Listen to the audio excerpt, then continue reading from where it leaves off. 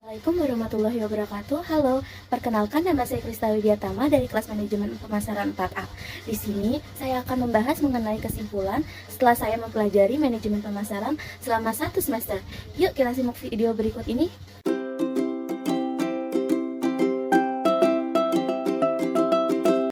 Mata kuliah manajemen pemasaran adalah mata kuliah wajib yang harus diambil oleh mahasiswa pada semester 4, terutama pada program studi manajemen dan bisnis. Mata kuliah ini memberikan banyak pelajaran mengenai manajemen pemasaran secara singkat, memberikan manfaat yang signifikan dalam memahami pasar, mengembangkan strategi pemasaran, meningkatkan penjualan, membangun citra merek yang baik, dan meningkatkan kepuasan pelanggan.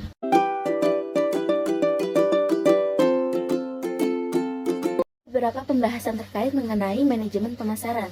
Yang pertama, kita akan membahas konsep dasar pemasaran. Nah, pemasaran juga dikenal sebagai marketing atau suatu proses sosial dan manajerial di mana individu dan kelompok memenuhi kebutuhan dan keinginan mereka dengan menciptakan, menawarkan, dan bertukar sesuatu yang bernilai satu sama lain. Pemasaran melibatkan berbagai aktivitas, strategi, dan teknik untuk mencapai tujuan perusahaan dalam menciptakan dan mempertahankan pelanggan, serta mencapai keuntungan.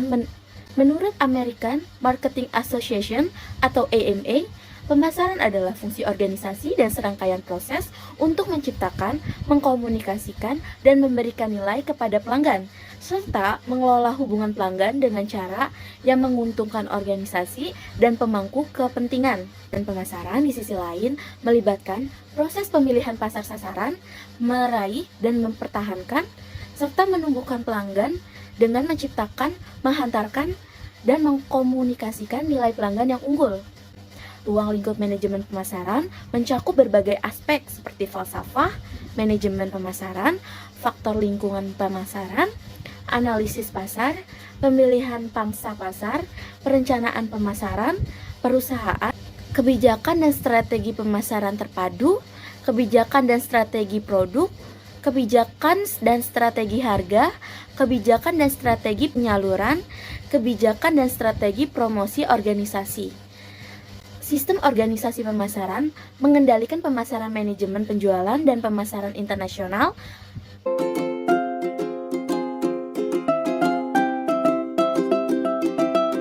Selanjutnya ada materi bauran. Bauran pemasaran disebut juga atau dikenal juga sebagai marketing mix, yaitu adalah konsep dasar dalam pemasaran yang terdiri dari 4 elemen utama: produk atau produk, price atau harga, promosi atau promotion, place atau tempat. Dan keempat elemen ini saling berhubungan dan saling mempengaruhi untuk mencapai tujuan pemasaran yang diinginkan. Selain bauran pemasaran 4P, terdapat juga konsep pemasaran yang lebih luas dengan tambahan 3 elemen, yaitu people atau orang, proses atau proses, dan physical advance atau bukti fisik. Dalam konsep 7P, strategi produk menjadi fokus utama, sementara elemen lainnya seperti orang-orang yang terlibat, proses yang dilalui oleh pelanggan, dan bukti fisik yang diberikan juga untuk kepentingan menciptakan pengalaman pelanggan yang positif. Mengembangkan produk juga berhubungan erat dengan bauran pemasaran 4P dan 7P. Perusahaan harus mempertimbangkan elemen-elemen bauran pemasaran saat mengembangkan produk, mempromosikannya, menentukan harga, dan mendistribusikannya. Strategi produk harus diintegrasikan elemen lain dari bauran pemasaran.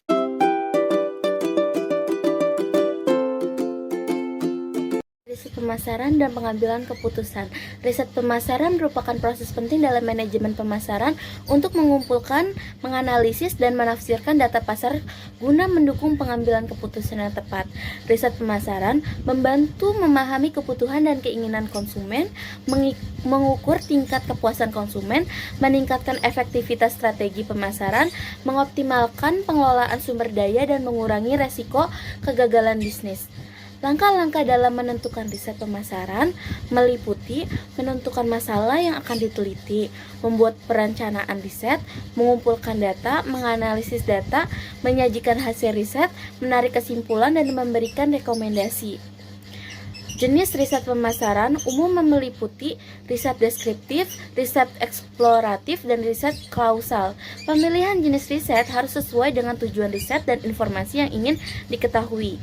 Beberapa teknik pengumpulan data yang umum digunakan dalam riset pemasaran meliputi survei, wawancara, observasi, dan eksperimen. Pemilihan teknik harus mempertimbangkan tujuan riset, karakteristik responden, serta ketersediaan waktu, anggaran, dan sumber daya. Beberapa teknik analisis data yang umum digunakan dalam riset pemasaran meliputi analisis statistik, analisis deskriptif, analisis kualitatif. Pemilihan teknik harus sesuai dan mempertimbangkan tujuan riset, karakteristik data, serta ketersediaan waktu, anggaran, dan sumber daya. Beberapa teknik analisis data umum digunakan dalam riset pemasaran meliputi analisis statistik, analisis deskriptif, dan analisis kualitatif. Pemilihan teknik harus mempertimbangkan tujuan riset, karakteristik data, serta ketersediaan waktu, anggaran, dan sumber daya. Metode penelitian kuantitatif menggunakan data berupa angka dan statistik, sedangkan metode penelitian kualitatif fokus pada pemahaman pendalaman melalui wawancara, observasi, atau dokumen.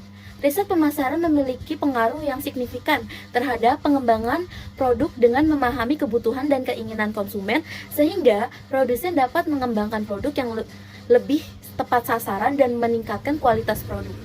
Dengan melakukan riset pemasaran yang baik dan efektif serta pengambilan keputusan berdasarkan hasil riset, perusahaan dapat mengembangkan strategi pemasaran yang lebih efektif dan mencapai tujuan bisnisnya.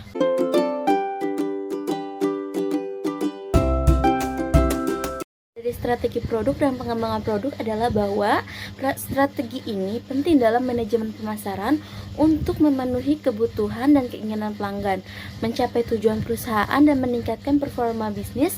Beberapa manfaat dari strategi ini meliputi peningkatan penjualan pangsa pasar, citra merek, loyalitas pelanggan, dan profitabilitas perusahaan.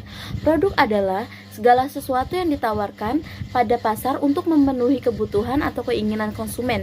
Produk harus memiliki kegunaan, identitas, kualitas, harga yang wajar, daya tahan, dan kesesuaian dengan kebutuhan konsumen.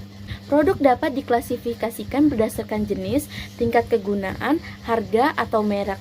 Strategi produk melibatkan pengembangan produk baru, diferensiasi produk, dan penentuan posisi pasar. Langkah-langkah yang perlu dilakukan dalam strategi produk mencakup analisis pasar, segmentasi pasar, pemilihan sasaran pasar, pengembangan produk, penentuan harga, promosi, dan distribusi. Perusahaan dapat membedakan produknya melalui kualitas, harga, desain, fungsi, pelayanan, atau merek yang kuat. Penting bagi perusahaan untuk memahami kebutuhan dan preferensi pelanggan serta mengidentifikasi kekurangan pada produk pesaing untuk mengembangkan strategi diferensiasi dari produk yang efektif. Dalam pembangunan dan pengelolaan bauran produk dan lini produk, perusahaan perlu melakukan riset pasar, menentukan segmentasi pasar, diferensiasi produk, mengelola siklus hidup produk, menganalisis profitabilitas, memperbaharui dan mengembangkan produk baru, serta mengelola kesediaan dan distribusi. Untuk menciptakan CO brand atau merek ramuan yang kuat, perusahaan dapat mengkombinasikan produk-produk yang komplementer, mengidentifikasi merek yang kuat, menentukan jenis CO branding, membangun rencana pemasaran, dan mengimplementasikan CO branding dengan baik. Secara keseluruhan, strategi produk dan pengembangan produk, diferensiasi produk, manajemen bauran produk dan lini produk, serta penggunaan pengemasan, pelabelan, jaminan, dan garansi merupakan aspek penting dalam pemasaran untuk mencapai keberhasilan bisnis.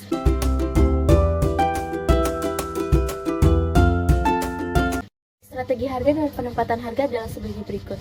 Strategi harga adalah rencana dan pendekatan yang digunakan oleh perusahaan untuk menentukan harga produk atau jasa mereka. Sedangkan penempatan harga adalah proses menentukan harga yang tepat untuk produk atau jasa tersebut. Strategi harga yang tepat dapat membantu perusahaan meningkatkan penjualan dan laba bersih. Beberapa contoh strategi harga yang umum digunakan adalah diskon harga, harga paket, harga diskon sepanjang tahun, harga barang murah, harga barang mahal, dan lain-lain. Penempatan harga harus mempertimbangkan faktor-faktor seperti biaya produksi, persaingan pasar, permintaan dan penawaran, brand image, dan tujuan perusahaan. Dalam penempatan harga Perusahaan dapat memilih antara penempatan harga tinggi atau rendah, tergantung pada target pasar dan strategi pemasaran yang digunakan. Harga tinggi cocok jika perusahaan ingin cita kualitas tinggi, sementara harga rendah lebih cocok untuk mencapai pasar massal. Penempatan harga produk dan jasa yang baru dilakukan dengan menganalisis biaya produksi, pasar dan pesaing, tujuan bisnis, dan nilai tambah yang ditawarkan oleh produk atau jasa tersebut. Riset pasar dapat dilakukan untuk memperoleh strategi pasar dan harga yang tepat. Hal ini melibatkan analisis kompetitor, survei konsumen, analisis tren pasar, dan studi deskriptif tentang karakteristik pasar. Cara penempatan harga yang umum digunakan dengan cost based pricing adalah berdasarkan biaya produksi, value based pricing adalah berdasarkan nilai tambah yang diberikan kepada konsumen, competition based pricing atau berdasarkan harga pesaing, dynamic pricing atau menyesuaikan harga secara dinamis, dan psychological pricing berdasarkan faktor psikologis konsumen. Manfaat dari penetapan harga yang tepat meliputi peningkatan keuntungan perusahaan, mempertahankan pangsa pasar, menarik konsumen, dan meningkatkan citra merek. Dengan memperhatikan strategi harga yang tepat dan melakukan riset pasar yang baik, perusahaan dapat meningkatkan kesuksesan produk dan mencapai hasil yang optimal dalam bisnis mereka.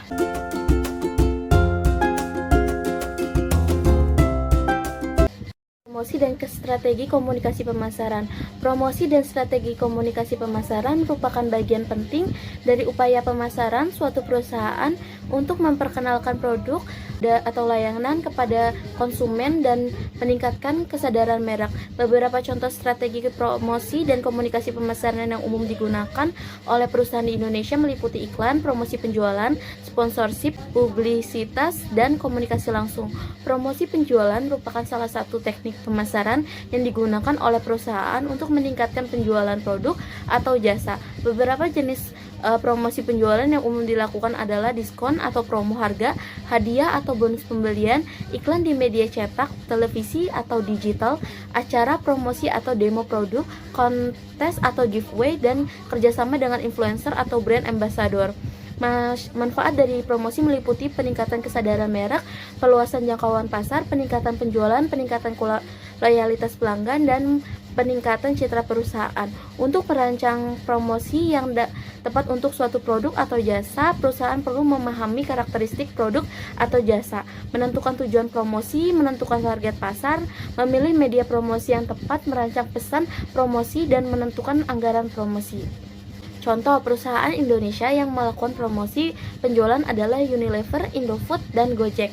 Dengan memperhatikan langkah-langkah tersebut, perusahaan dapat merancang promosi yang tepat untuk suatu produk atau jasa sehingga dapat mencapai tujuan pemasaran yang diinginkan.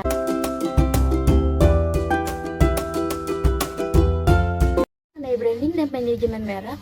Branding adalah proses pembuatan, membangun, dan memelihara citra identitas dan nilai suatu produk atau perusahaan dalam pikiran pelanggan atau konsumen. Manajemen merek melibatkan strategi untuk mengatur dan mengelola merek suatu produk dan perusahaan agar tetap relevan dan menarik bagi konsumen. Menciptakan merek yang kuat dan efektif melibatkan langkah-langkah seperti penetapan visi dan misi merek, penelitian pasar, pembuatan nama dan logo merek, pengembangan strategi pemasaran, membangun citra merek yang konsisten, perhatian terhadap pengalaman pelanggan, dan mentoring dan evaluasi merek. Peran merek meliputi membedakan produk, membangun kesetiaan pelanggan, memberikan nilai tambah kepada produk, membantu pemasaran, dan melindungi produk. Reputasi merek mencakup persepsi dan citra merek yang dimiliki oleh konsumen, pelanggan, dan masyarakat umum. Reputasi merek yang baik dapat membangun merek, mempertahankan dan meningkatkan pangsa pasar, serta loyalitas konsumen.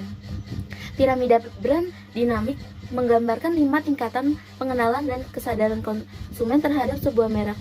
Mulai dari pengenalan merek hingga loyalitas, tingkatan-tingkatan tersebut meliputi pengenalan merek, pengetahuan merek, sikap terhadap merek, kesetiaan merek, dan komunitas merek. Dalam pengelolaan merek, penting untuk memahami dan menerapkan konsep-konsep branding dan manajemen merek dengan baik guna membangun merek yang kuat, menciptakan pengalaman positif bagi konsumen, dan menghasilkan nilai tambah bagi perusahaan. Fleksibilitas dan keberlangsungan elemen merek juga penting untuk mengikuti perubahan tren dan kebutuhan konsumen. Selain itu, elemen merek harus dapat dilindungi secara hukum dan sesuai dengan nilai merek secara keseluruhan.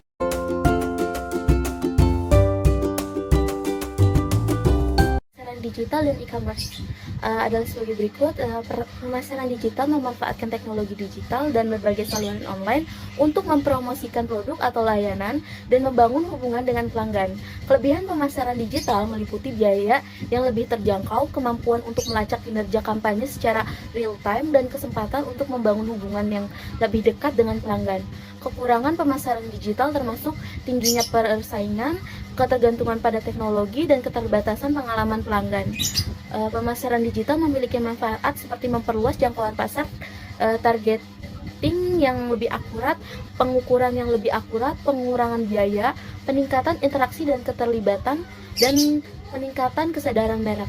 Beberapa produsen yang telah menggunakan pemasaran digital dengan sukses di Indonesia adalah Bukalapak, Gojek, Traveloka, dan masih banyak lainnya. Hambatan dalam pemasaran digital meliputi persaingan yang sangat ketat, ketergantungan terhadap teknologi, biaya yang tinggi, perubahan algoritma, dan keterbatasan target audiens. Pemasaran digital dapat diterapkan pada berbagai jenis produk dan layanan, tetapi tidak semua produk cocok untuk pemasaran digital. Produk yang membutuhkan pengalaman langsung sebelum pembelian atau memiliki pasar yang sangat terbatas mungkin tidak cocok. Beberapa solusi untuk mengatasi hambatan dalam pemasaran digital meliputi meningkatkan kualitas konten, mengoptimalkan penggunaan media sosial, menggunakan metrik yang tepat, menggunakan teknologi pemasaran digital yang lebih maju, dan menggunakan influencer marketing.